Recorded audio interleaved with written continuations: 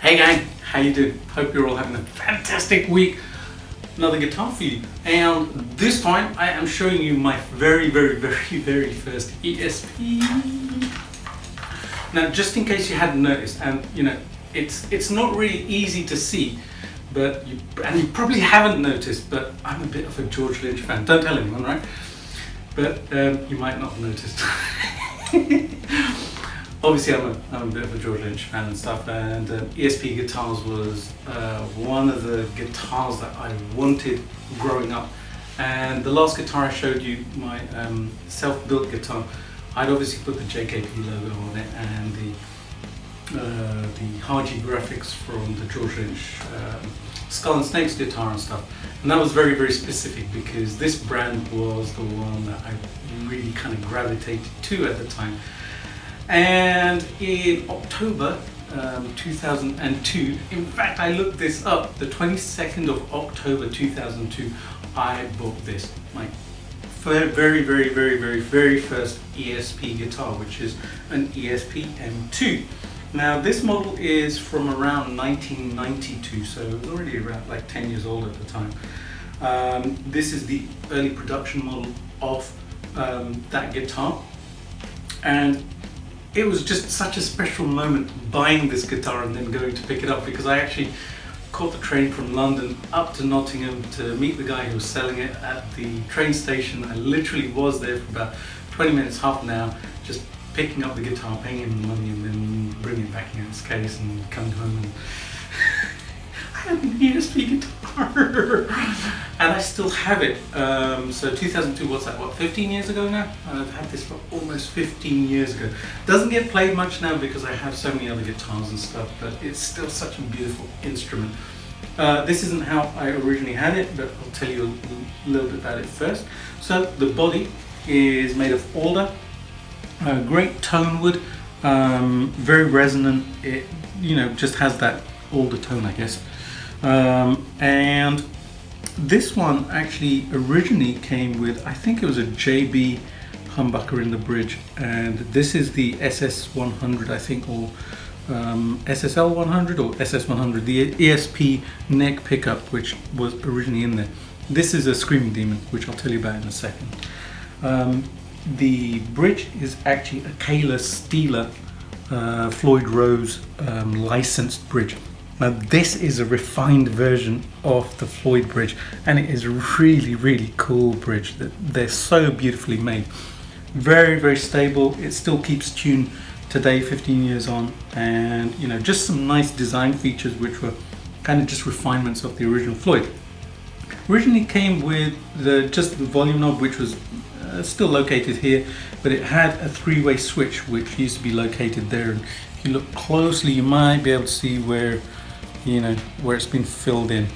Like I said, this wasn't the original color. It just came in just gloss black, and I had my friend Laz Gajic refinish it a few years later, I think in 2003, 2004, and basically this is the same material. This is the same synthetic material that I had with the snakeskin print which I used on my Ibanez guitar, and it just made sense to actually use the rest of it to cover this guitar, because it was looking a little bit tatty and stuff. There were a few chips and stuff in the paint, and well, funnily enough, there are a few cracks in it now.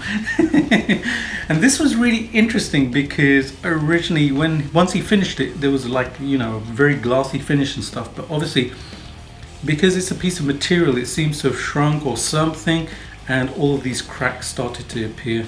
And the ones I'm pointing to right now, they're the original cracks, and I've noticed recently that I'm seeing more of them, and it's absolutely fine. I like the way it looks, and it kind of gives it character and just that cool look of an aged guitar, and it's very kind of unique cracking, I guess.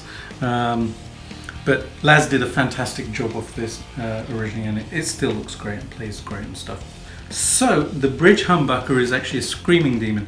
Now this is a very special Screaming Demon because this is from the first production run, and I know from the sticker on the back that MJ at Seymour Duncan wound this pickup. Yeah, this is an MJ pickup, which is, for you guys who know about Seymour Duncan pickups, that is a huge deal.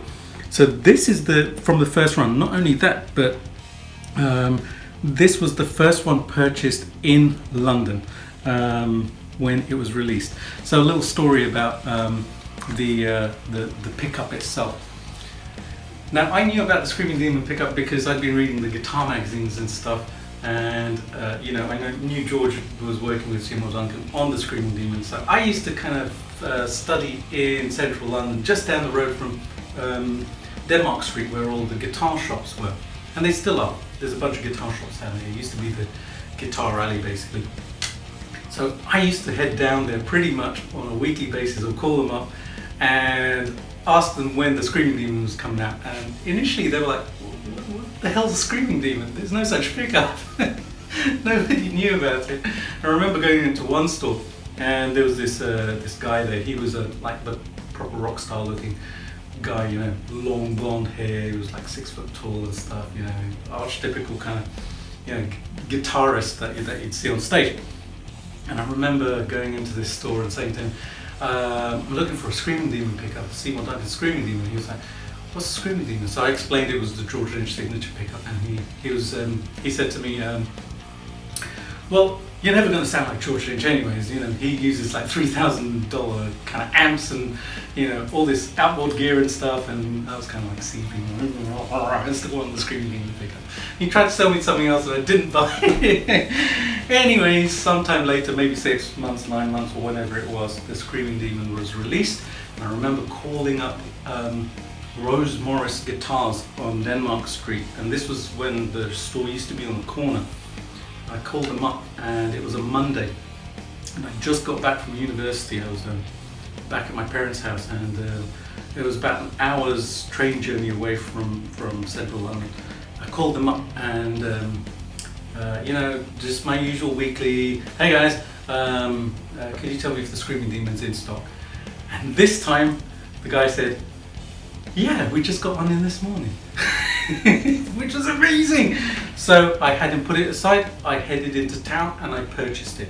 The other reason it's really special to me is because my uncle, who was my absolute hero in life, he passed away when he was 26 years old, and that was in 1990.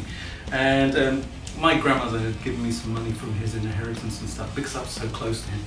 And I used that money to purchase this pickup, and some 20 odd something years on, I still have it, which is just wonderful. It's a constant reminder.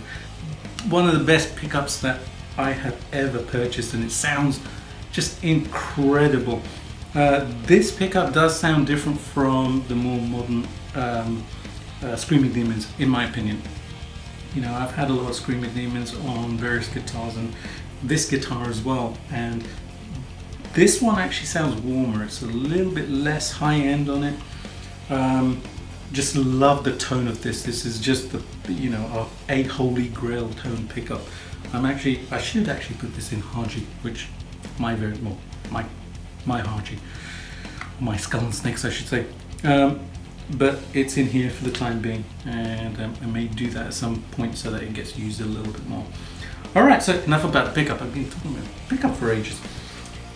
Very simple controls, just a push-pull now to pick either the bridge pickup or the neck pickup, and it's just a volume control, no tone. I think it used to have a tone control. I don't remember, probably did. Maybe you guys can tell me. I'll look it up online anyways.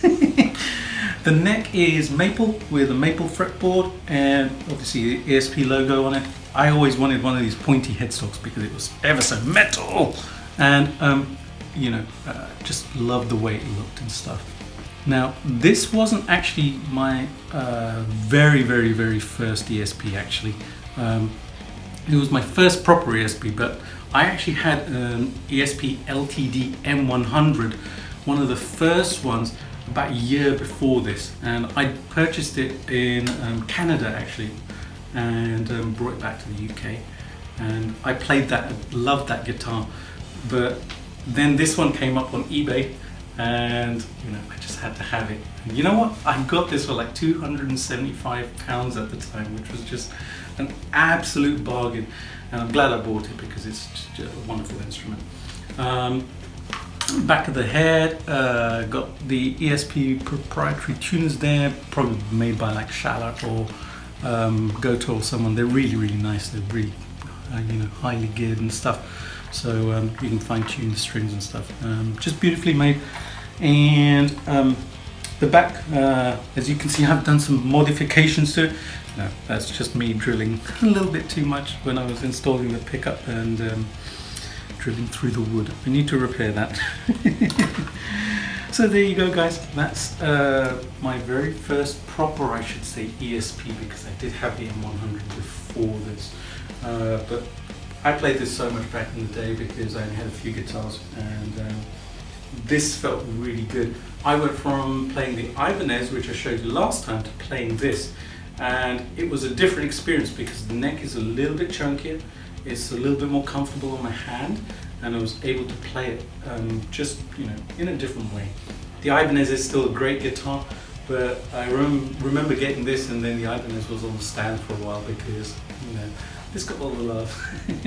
Then I did pick up the Ibanez once in a while as well.